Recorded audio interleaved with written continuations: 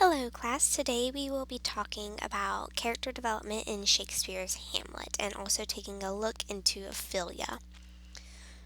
Now, to begin, we need to discuss the definition for character development. Character development can refer to either the task of sitting down and creating a character, working out their appearance, history, mannerisms, and so on, or it can refer to the change a character undergoes during the course of a story, which, of course, that is the definition that we will be using, as that is what we are looking for through the progression of Hamlet.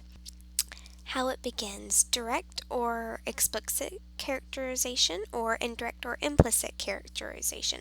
These are the two ways in which an author can introduce a character.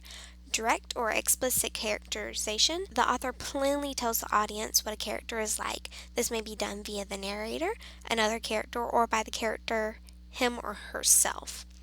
While indirect or implicit characterization, the audience must deduce for themselves what the character is like through the character's thoughts, actions, speech, their choice of words, way of talking, looks, and interaction with other characters, including other characters' reaction to that particular person.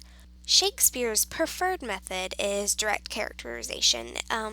It's a sound method used in theater due to lack of time to develop characters properly during the performance. This requires the use of other minor and stock characters to make certain attributes of the main character stick out to the audience. An example of a stock character in Hamlet is Polonius. Polonius is advisor to King Claudius. He was once brilliant, but now lost in his own thoughts and confused on where he plans to go with them. Thus, the humor of Polonius arises not from what he says, which is often wise advice, but from order of his thoughts and loquaciousness as well as his timing.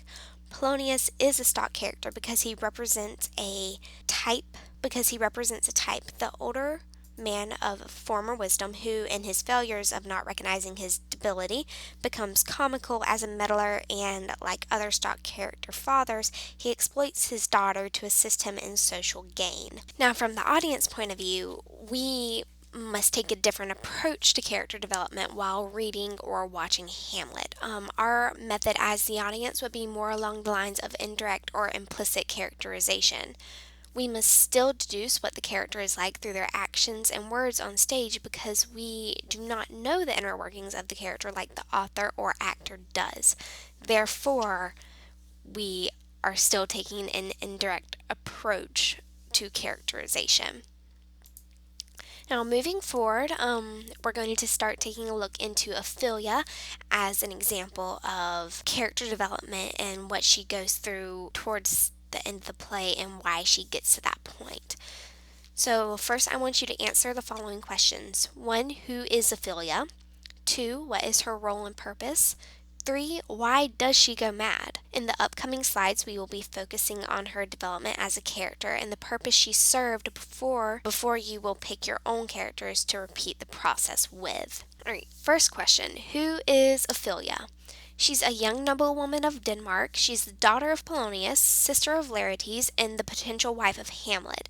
She's one of the very few female characters in Hamlet, the other being Gertrude. There is a reason for that. It's to contrast the way Gertrude is presented and the way Ophelia is presented, and to help you see the differences there and how Hamlet treats them both. Now, what is her role and her purpose? She is to act as a way for us to see how betrayed Hamlet feels by Gertrude's actions.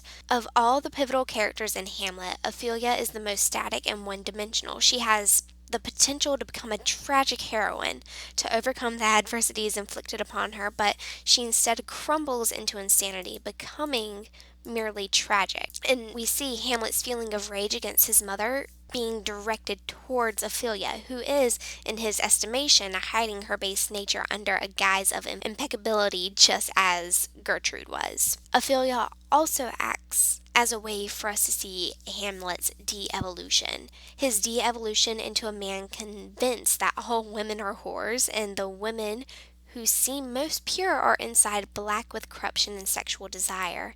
And if women are harlots, then they must have their procurers, which means there's someone who made them whores. Gertrude was made a whore by Claudius, and Ophelia was made a whore by her father, Polonius. We see this in Act 2 when Polonius makes arrangements to use the alluring Ophelia to discover why Hamlet is behaving so curiously. Hamlet even calls Polonius a fishmonger, or in common terms, a pimp. However, Polonius does not realize this, but it does not matter, for in Hamlet's mind, Polonius prostitutes his daughter, therefore making her a whore, even if not by her own terms. And our final question, why does she go mad?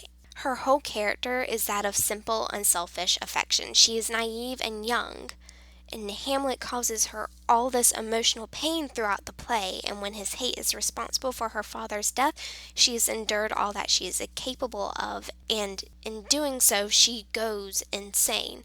But even in her insanity, she symbolizes to everybody but Hamlet incorruption and virtue. We see this in the bawdy songs that she sings in front of Laertes, Gertrude, and Claudius are of somber reminders that the corrupt world has taken its toll on a pure Ophelia. They show us that in only her insanity does she live up to Hamlet's false perception of her as a lascivious woman. Alright, so to wrap up, your assignment is to pick one character to map out for character development. Use the who, what, why questions as a jumping off point before delving deeper into the character.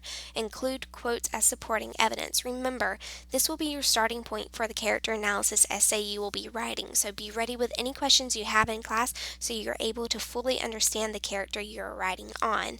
I look forward to seeing you guys. Have a nice day.